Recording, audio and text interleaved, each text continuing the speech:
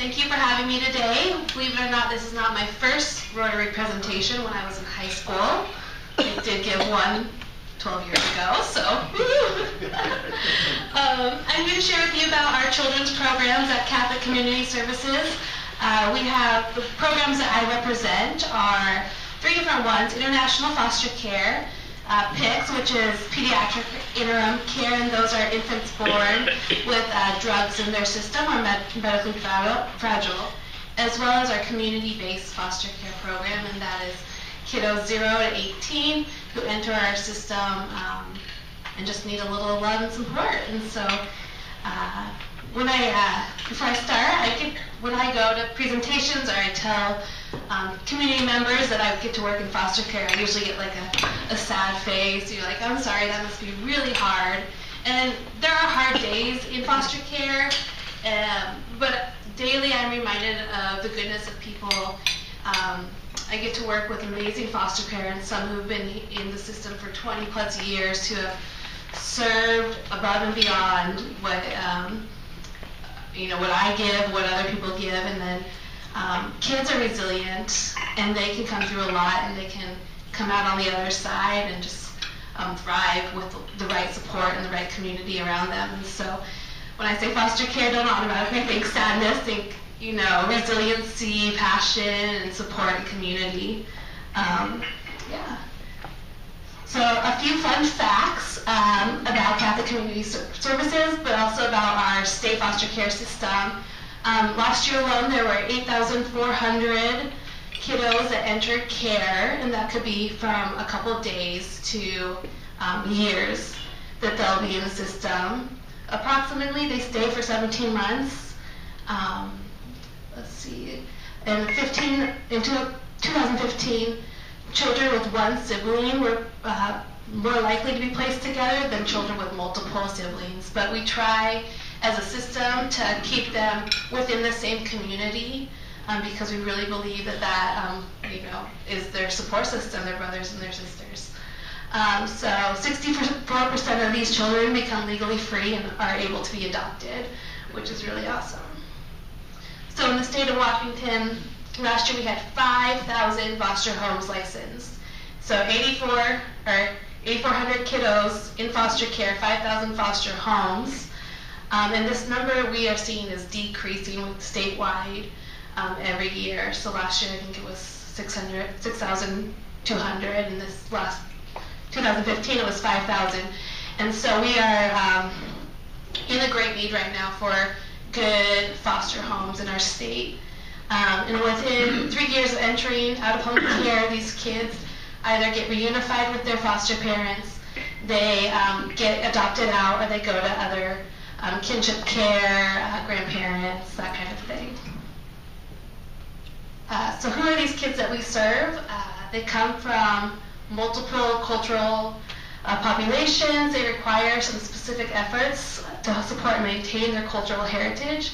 And they have a lot of needs that come from the abuse and neglect that they have endured. And as a result, some behavioral challenges come up, and some medical needs as well that they need support with. Who can be a foster parent? Anyone, really. Married, single. We have some single dads, we have some single moms, and we have some great couples. A relative caregiver, a lot of times, an auntie will be put in the place of needing to care for a kid, but they want that additional support of the foster care system, so they will become licensed foster parents, and then they'll open their home to more than just, their immediate family, but become foster parents to more kids in our community. Multi-ethnic and heritage. Not all of our foster parents are even English speaking, especially at Catholic Community Services, because we have our international foster program. Blended families. The one strong requirement we ask is that our families can maintain sufficient income for their household, that they don't have to rely on the reimbursement coming in from the state to support their own family, because we don't want to take away from kids to bring more kids into their home. They are nurturing, caring, and they are willing to take classes. Our foster parents take 30 hours of classes a year individually, so if they're a couple, that's 60 hours of training that they need to go through to maintain their foster parent license. and they are flexible and patient. That is definitely true. So to become a foster parent in Washington State, you have to take 24 hours of what's called caregiver core training. It's in-depth training on anything that you can encounter in the system and how to maneuver the system within our state, along with those 30 hours of continuous training. We also provide at CCS monthly meetings, monthly support groups. Our Facebook page has really become a way to connect with other foster parents in the same situation, and so a lot of them started their own Facebook support groups, kind of thing. CCS program, so we are a child placement agency, so we contract with the state to place these kiddos in our homes. If you become a foster parent with Catholic Community Services, you've become part of our organization. So we work with you, we license you as a foster home and help you maintain that license, making sure you're meeting all the state requirements. Then you get a licensor who will call you back, it's 2 a.m. and you have a kiddo in crisis.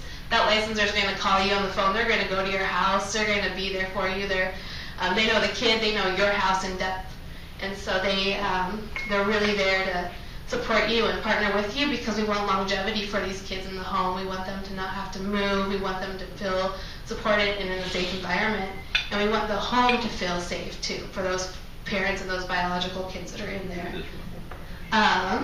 We also provide case management for the kids. So monthly, our case managers go out to the home, go out to the schools. They go to every class meeting, every teacher meeting. They're picking up from daycare. We had a kid with lice one day and got kicked out of daycare, and our case manager became a babysitter that day. And so we do a lot for our families and training and support groups. Our licensed foster homes stay with us for about 6 years. Some of them ranging from 20 years. Some of them we have just got licenses this past week, so it's really exciting for us. But that's compared to the state where they only license for 3 years. Their longevity, they don't renew their licenses with us. Okay, so our international foster care programs. This is really what I was excited to share with you about. These are unaccompanied refugee minors.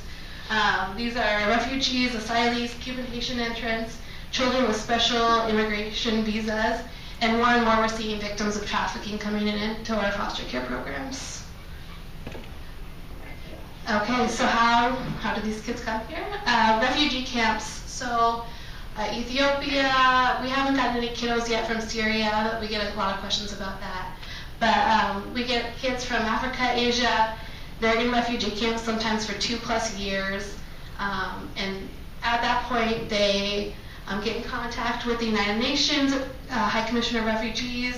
They go through this long process of making sure they don't have family in the area, they don't have any living family around. They go through background checks, all of that. And then finally they come to our local URM program, which is here in Tacoma. It's our program. And they get placed with a foster home. It's quite a traumatic experience for these kiddos, but with support of our foster care team and the training that our foster parents go through to make sure they are surrounding these kids with everything they need. These kids really can thrive and go to college. Our kids stay in the program till they're 21, and so that just helps with independent living and going to school, getting jobs, all of that. So what's unique about the URM program is it's only one in the world. We provide specialized services for foreign-born children. We are federally funded, but we are run on a state level. And then we really help kids pursue legal status here by getting their green cards. And then our other program, this is a little different. It's unaccompanied alien children, and these are kiddos who come from Mexico, Guatemala, Haiti, El Salvador. They come over to the States and they get caught by immigration, and instead of taking them to detention camps, which is what was happening before, now they come to a foster home for a couple days, a couple weeks, or the longest is 60 days until we can find them family within the States that is acceptable, or until we can send them back home to a safe family environment there.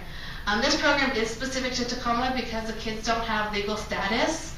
they go to school at our building. So third floor of my office, we have a little classroom set up. We have English as a second language teachers. We have counselors up there to really help them through this traumatic experience of, you know, being left in a country alone, unaccompanied, and needing that support. And so our foster parents who foster for this program live within like the north end area of Tacoma, so that they can drive early morning, pick up after work, kind of thing. So these kids do get a lot of services from us and from the federal government. Just like regular foster care, they're housed, they're clothed, they're fed, medical care is given. They also are required to learn independent living skills, so we meet once a month with these kids. We go over college planning, we go over financial planning, how to live at home, how to make a cup of coffee. A lot of these kids don't know how to cook meals, that kind of thing. We'll cook meals in our kind of kitchens. Educational support, we really want to help them to learn English as fast as possible. So at home, at school, that's what's going on. They go to counseling weekly to help them deal with adjusting to a new culture. And then we also really want to value their culture, and so if that's taking them to mass or taking them to church, or we go to different events in Seattle because there's, Seattle Center has tons of cultural events that we can take them to that would remind them of home. And then we also offer quarterly for our foster parents a support group as well. And they get together, you're at an IFC foster parent meeting when they talk about, where do you buy your camel made for your foster kid or something like that. And so we talk about how to deal with those transitions for these kiddos. And so that's really our international foster care program. It's great if you are a foster parent for a short-term home. You can still go on vacations. You have a lot more flexibility because these kids are only here for a couple days to maybe 30 days. Our longer term, these kids are in your home from 12 years old until they're 21, and they're pretty much like your biological children. They're just the only difference is, well, you have CCS coming to your house every month, but also these kids can't be adopted because of their legal status in the States. But they, you go to a reunion or a Thanksgiving at one of our foster homes, and there's 24 kids around the table with their wives and children now, and so it's really quite amazing to see. So our pediatric interim program, this is called PICS for short. PICS provides specialized foster care as well as home-based support for drug-exposed infants as well as medically fragile children since the 1990s, and has provided support for over 1,000 children and families. We are a specific needs-based program, so we work with drug-exposed infants. PICS foster parents receive specialized training to meet the needs of these drug-affected infants. That includes anything from learning feeding tubes to maybe a kid just has reflux or something like that. So, or withdrawals from methamphetamine, that kind of thing. So this program works with kiddos 0 to 3 years old.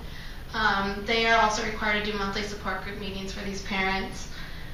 Children generally stay 6 months to 2 years, and that can be they go home, they go to an adoptive family, or they stay and become adopted by our foster parents.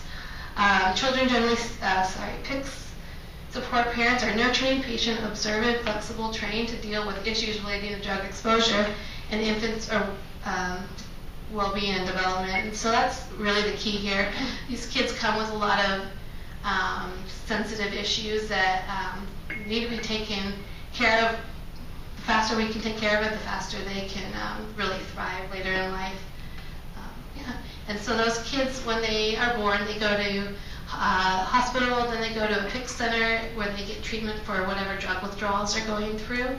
And at that point, a foster parent will get assigned to them, and they get to go to the hospital. They do a lot of kangaroo care, which is like, they put the baby on the chest and you walk around and just kind of bond, and it's really vital in those first few weeks of life. We also have a home-based program. So after these kids get reunited with their bio parents, our case managers will go into those homes and continue to support that mother or that father to make sure that they are fully equipped to take care of these kids, that they don't relapse back into drugs or alcohol, and that they have the proper skills to manage the medical needs and developmental needs of these young ones. And our final foster care program is community-based foster care. These are, this is what everyone thinks of as foster care, is community-based foster care. These are kids who are 0 to 18. Some of them come with mental developmental delays, some of them come with physical delays. Behavioral needs are really pertinent in this. And children are generally stay for until permanency is achieved, and so that can be a couple of years max. But we try to get them home or with family really fast. And about 45% of these children are medically fragile or developmentally delayed. And that, when you hear medically fragile, that can be anything from asthma to needing ADHD medication to in a wheelchair. And so when people hear that, they're like, no, I can't handle that, but you can handle an inhaler every now and then. Yeah. And then what is really awesome and what I'm excited to share about is our Mockingbird family model. And so this is what we've recently started here in Tacoma, and then we have another one opening up in Puyallup. And the Mockingbird family model offers a comprehensive support structure for families, children, youth ages 0 to 21, for birth families, for foster families, or foster to adopt families. It's a really great way to support these kids in transitions. The Mockingbird family model creates a support network around families, and with the goal of keeping families together and reducing the number of children entering the system. And that is the key thing, is how do we keep these kids home? How do we support them at home before they come in and need the foster care system? This works by having a hub home. The hub home family helps birth parents and kinship caregivers navigate systems, along with peer mentoring and coaching, the use of social networking and trainings. So this is our hub home model. Little light, sorry about that.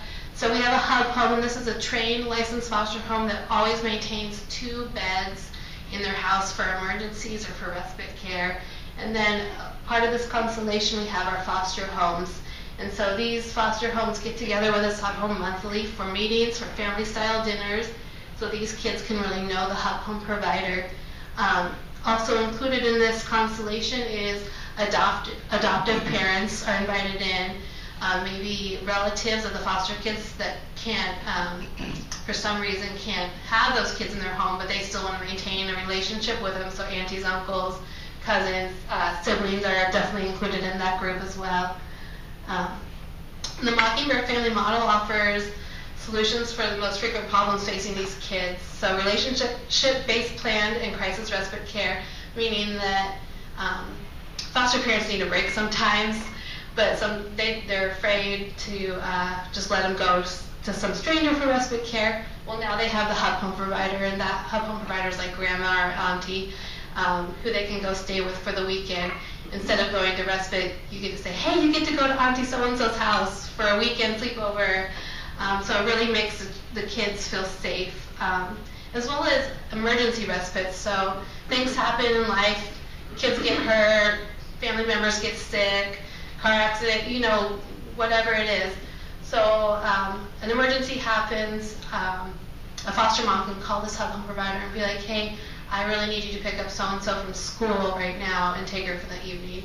And she'll be able to do that. There's that familiarity with the kids. The school will know the hub home provider. And so it really helps maintain that relationship. Peer mentoring and coaching and support to maintain connections with siblings and birth families as well. So stabilizing and supporting transitions. The Mockingbird family model places special focus on issues of permanency, including reunification, adoption, preparing youth for a healthy transition to adulthood, because that is our ultimate goal, is to get these kids to have a thriving childhood so that they can be thriving adults. This model helps equip for early reunification, foster to adopt, and transition to adulthood for these kids.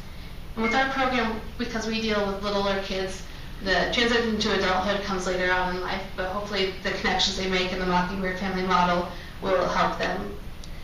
And so an MFM is 6 to 10 foster families located in a centralized location. They offer planned emergency respite care, monthly social events, unlimited access to social support, and system navigation, which is really key when you're dealing with so many people speaking into the life of this child, you really want someone on your side to help be your voice.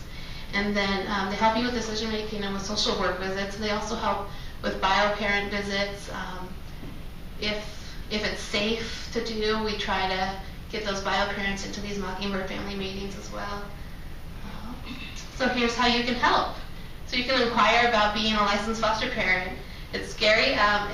For some people get really excited about it or gung-ho, but it takes 90 days from the time you turn in your application to me to the time that you have that license in your hand to become a foster parent. And once that license is in your hand, we can call you the next day and say, hey, we have a kid that really needs a placement. He's in the age range. Can he come? And that's as fast as it can be, or it can be a little longer depending on your home. With our IFC program, it's a little longer. It's more planned. You'll know more details about these kids coming in. You'll know that they're a sibling group of 3 from Ethiopia, and they're coming in a month, kind of thing. You can donate to CCS, foster care programs. You can donate specific expenses such as camps. Camps are so expensive, but we try to get our kids out as much as possible so that they can really make friends, build those bonding relationships, and learn skills.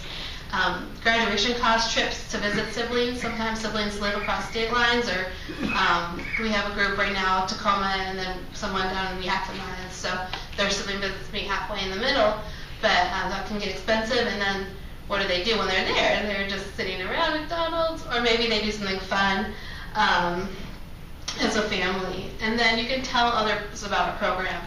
By word of mouth and advertising in local businesses. I put up a flyer in Whole Foods 3 weeks ago, and I have gotten 3 phone calls from potential foster parents, which is amazing for us. We have 60 licensed foster homes in our program, and so 3 is, makes a big difference. That could be 6 kids that have home from there on. And then I wanted to show a video. Let's see if it works.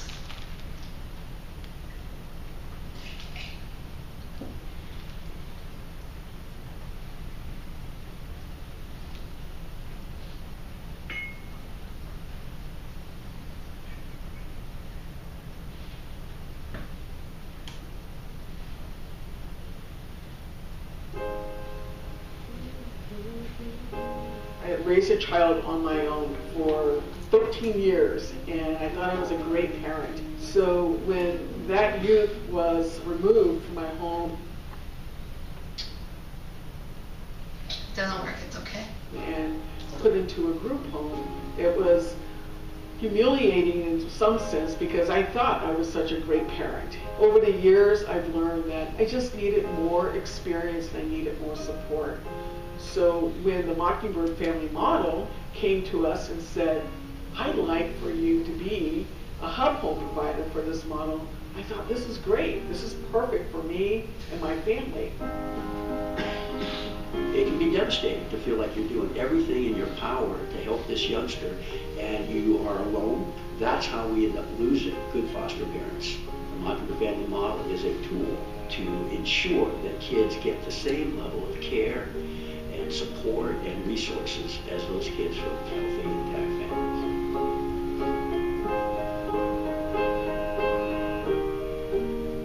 When I was going to foster homes, it felt scary. I didn't know what I was going into, what the family was like. I felt really angry, and all the anger and stuff built up inside of me, and it just exploded. And Rosie, as lovable and adorable as she is, she was a young person who was full of tremendous anger. The most important piece that was missing in her life was all the other family members who she had lost to either death or they moved away from her.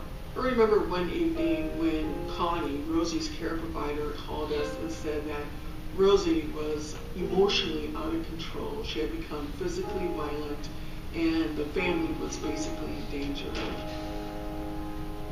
So they would have just put her in the police car. But Connie had the bright idea at that moment to let the police officer talk to me on the phone.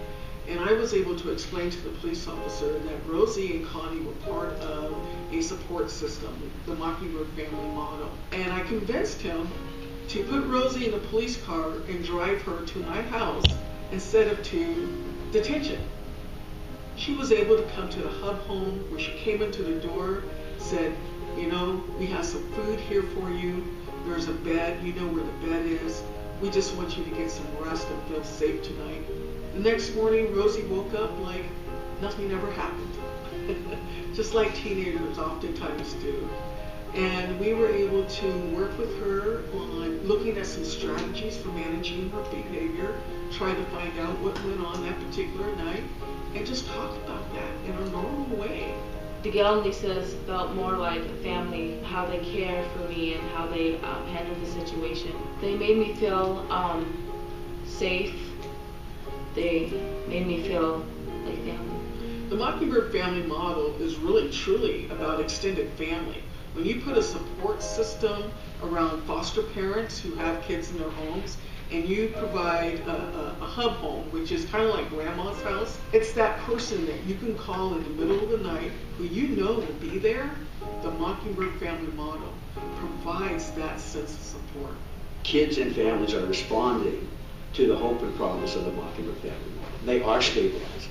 Siblings are visiting each other with much more frequency than in the traditional system, and we're retaining quality foster parents at the rate of 85% plus when the national and state average is at best 50%. Nobody gets into doing child welfare unless they actually want to see kids get better. And when you see a kid who went through 30 placements and then you get a family in a hub home and they just stick, you as a caseworker are like, all right, this is working. We're willing to do some change. Bureaucracies and change don't work well together unless the people get excited. And our staff are excited about the kind of outcomes we're seeing here. And that's really compelling to me. The Mockingbird family model, it allows foster parents to go through these intense moments with intense foster youth and be successful. These foster parents who are great people can keep doing the good work that they do. And the youth in their homes, they have been supported and their lives have value and meaning. Opening your home and your heart to children that you don't know because you want to be a good foster parent, again, is just a remarkable gift to give to the community. And what's different with the Mockingbird family model is you will not be alone.